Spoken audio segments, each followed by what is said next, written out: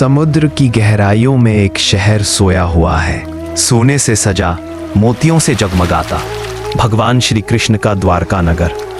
पर क्या आपने सोचा है, इतनी भव्य नगरी आखिर डूबी क्यों? क्यों समुद्र ने उसे निगल लिया?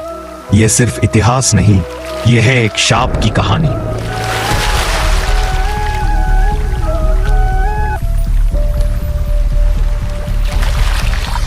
युद्ध समाप्त हो चुका था।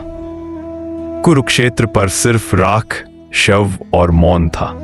उसी मौन को तोड़ती हुई आई एक मां की चीख, गांधारी। 100 पुत्रों की लाशें देख उसका हृदय जल रहा था। वह कांपते कदमों से कृष्ण के पास पहुंची और गरज उठी, वासुदेव, आप सर्वशक्तिमान होते हुए भी मौन रहे। आपने युद्ध रोका नहीं, आपने मेरे पुत्रों को बचाया नहीं।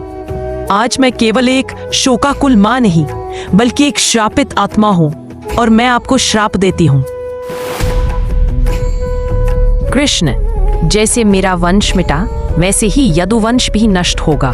तुम्हारी द्वारका नगरी उस समुद्र में डूब जाएगी जिसे तुमने स्वयं अपने साम्राज्य का आभूषण बनाया है, और तुम भी इस धरती से साधारण मनुष्य की तरह विदा लोगे। गांधारी की आवाज पूरे आकाश में गूंज उठी।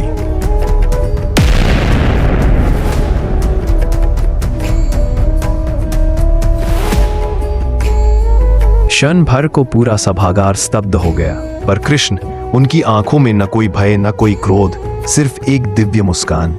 उन्होंने शांत स्वर में कहा, माताश्री, जो होना है वह होगा। युग बदलते हैं, साम्राज्य मिटते हैं, और अवतार भी अपने समय पर विदा लेते हैं। आपका श्राप ही नियति का संदेश है। वर्ष बीतते गए, पर धीरे धीरे गांधारी के श्राप की छाया यदुवंश पर उतरने लगी। मद्यपान, झगड़े और रक्तपात भाई भाई का शत्रु बन गया। यदुवंशी आपस में कटने लगे, और कृष्ण सब कुछ जानते हुए भी मौन दर्शक बने रहे, मानो नियति के नाटक का अंतिम अंक सामने हो। वन में विश्राम करते कृष्ण, चरणों में प्रभामंडल। तभी एक शिकारी ने उन्हें हिरन समझकर तीर छोड़ दिया। तीर उनके पांव में लगा। शिकारी कांपते हुए उनके चरणों में गिर पड़ा। कृष्ण ने मुस्कुराकर कहा, डरो मत पुत्र, यह वही क्षण है जिसका मैं इंतजार कर रहा था। मेरी लीला यहां पूर्ण होती है। अब द्वापर युग का पटाक्षेप होगा और कलयुग का उदय। धीरे धीरे कृष्ण का देह त्याग हुआ। धरती से प्रकाश ओझल हो गया।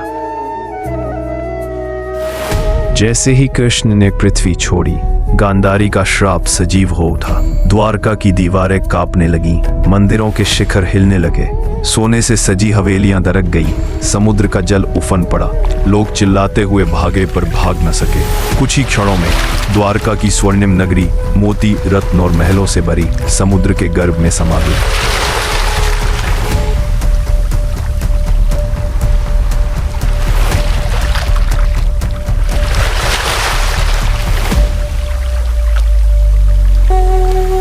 आज भी कहते हैं, गुजरात के तट पर समुद्र की गहराइयों में वह खोई हुई द्वारका सो रही है।